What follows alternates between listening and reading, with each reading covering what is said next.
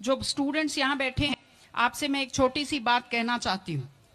आपने एपीजे अब्दुल कलाम साहब का नाम सुना है ना सबने? हाँ, कलाम साहब ने एक बात कही थी कि in the very old times the world was driven by the muscle power, after that it was driven by money power, and now it is being driven by the power of knowledge. यानी पहले शरीर की ताकत से दुनिया चलती थी, उसके बाद कुछ दिन पैसे से दुनिया चली, और अब दुनिया कैसे चलती है? ज्ञान की ताकत से चलती है।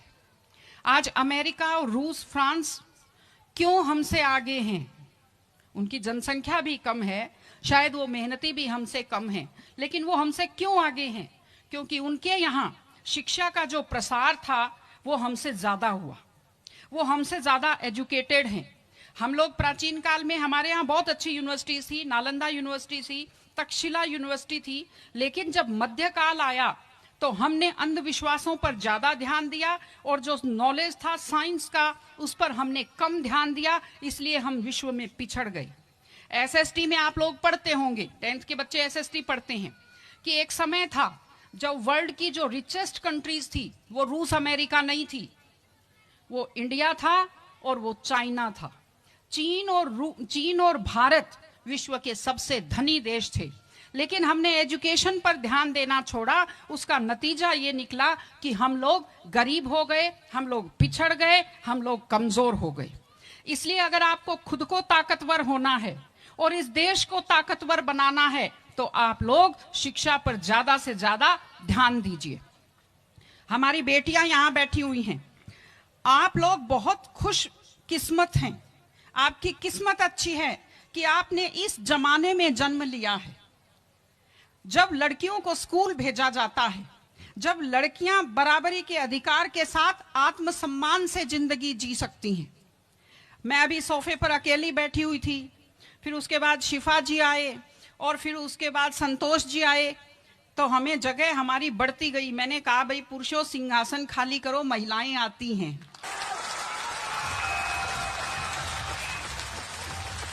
तो आप लोग बहुत खुशकिस्मत हैं।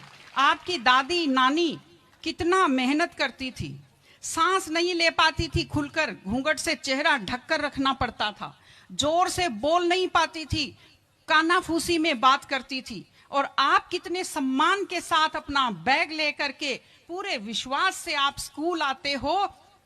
बहुत खुशकिस्मती की आपके लिए बात है, आपको इसका फायदा उठाना चाहिए। आपको कोशिश करनी चाहिए कि आप एक मजबूत नारी बने, और आपसे मैं कहना चाहती हूं कि आपके ऊपर बहुत विश्वास करते हैं, आपके पेरेंट्स आपको घर से बाहर भेजते हैं, अपने माता पिता को हमेशा अपने मन में रखिए।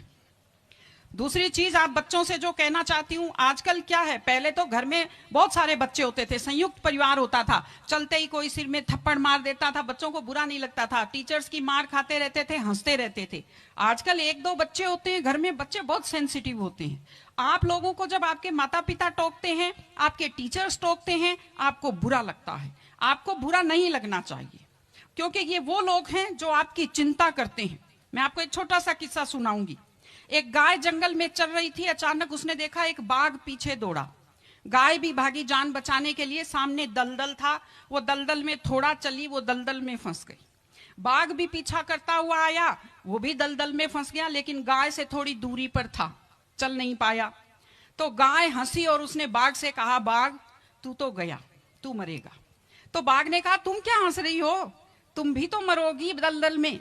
उसने कहा, मैं नहीं मरूंगी, देखना। शाम को जब मालिक ने देखा गाय नहीं आई, वो 2-4 लोगों को लेकर आया। जब देखा गाय दलदल में फंसी हुई है, वो रस्से लाया, लकड़ी लाया, और गाय को निकालकर बाहर किया। तो गाय ने बाघ को कहा, बाघ तुझे कोई नहीं निकालेगा, मैंने कहा था ना, जिसको संभालने वाले होते हैं वो दलदल में फंसकर नहीं मरता।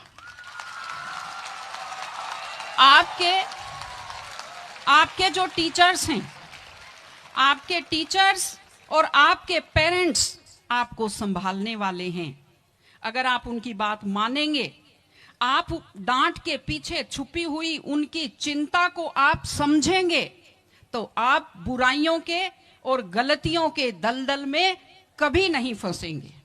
इसलिए अपने माता पिता को, विशेषकर अपनी माँ का चेहरा अपने दिमाग में रखिए, अपने दिल में रखिए कि वो आपके ऊपर कितना विश्वास करते हैं, वो आपकी कितनी चिंता करते हैं, घर पे आपका इंतजार करते हैं, आपके लिए हमेशा वो दुआएं करते हैं। आपके माता पिता जब मंदिर में जाते हैं खुद के लिए कुछ नहीं मांगते, जब वो बचत करते हैं उस पैसे से खुद के लिए कुछ नहीं खरीदते, वो पैसा आप लोगों पर खर्च करते हैं। उनकी इस चिंता को समझिए, अपने टीचर्स की चिंता को समझिए। मैं आप सबको बहुत शुभकामनाएं देती हूं कि आप लोग, आपकी बुद्धि तीव्र हो, आपका मन बहुत समृद्ध हो, आपका हृदय बहुत संवेदनशील हो।